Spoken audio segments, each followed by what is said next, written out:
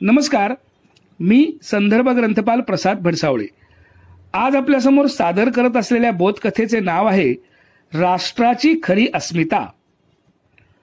लहान वयापासूनच अंगी संशोधक वृत्ती असलेल्या डॉक्टर APJ अब्दुल कलाम यांना वैमानिक बनून रामेश्वरम मधील पहिला वैमानिक म्हणून नाम कमावण्याची इच्छा होती।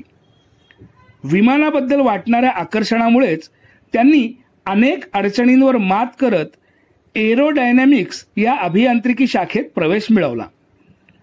अवकाशातून विहार करीत मनसोक्त निसर्ग पाहावा अशी ही त्यांची सुप्त इच्छा होती। पदवीनंतर दुर्दैवाने त्यांना पायलट होता आलं नाही।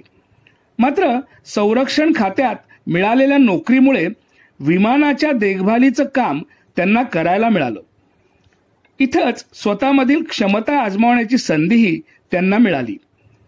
नंदी हे संपूर्ण देशी बनावटीचं हॅवरक्राफ्ट त्यांनी सहकार्यांच्या मदतीने बुद्धिमत्ता पणास लावून निर्माण केलं।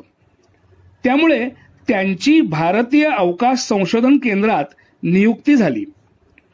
भारताच्या पहिल्या वहिल्या मध्यम पल्ल्याच्या 75 टनी व 2500 किलोमीटर मारा करणाऱ्या अग्नि क्षेपणास्त्राच्या निर्मितीसाठी डॉक्टर कलाम यांच्यासह 500 शास्त्रज्ञ अहोरात्र मेहनत घेत होते।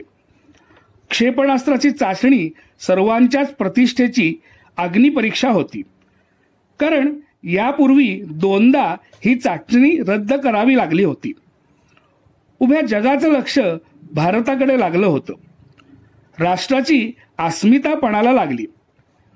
प्रक्षेपणाच्या आदल्या दिवशी संरक्षण मंत्री KC पंत यांनी कलाम यांना विचारलं, उद्या प्रक्षेपण यशस्वी झाल्यास मी तुम्हाला काय देऊ? यावर कलाम म्हणाले, हैदराबादच्या संशोधन केंद्राभोवती लावण्यासाठी 1 लाख रोपे मला द्या। एखाद्या दैदिप्यमान यशानंतर स्वतःसाठी नाही तर पर्यावरण संवर्धनासाठी रोपांची मागणी करणारे डॉक्टर कलाम हे खरे निसर्गप्रेमी होते। हे या घटनेवरून सिद्ध होते। अशी व्यक्तिमत्वे देशाची अस्मिता बनून राष्ट्राच्या उज्ज्वल भविष्याचा मार्ग आपल्याला आखून देतात। धन्यवाद।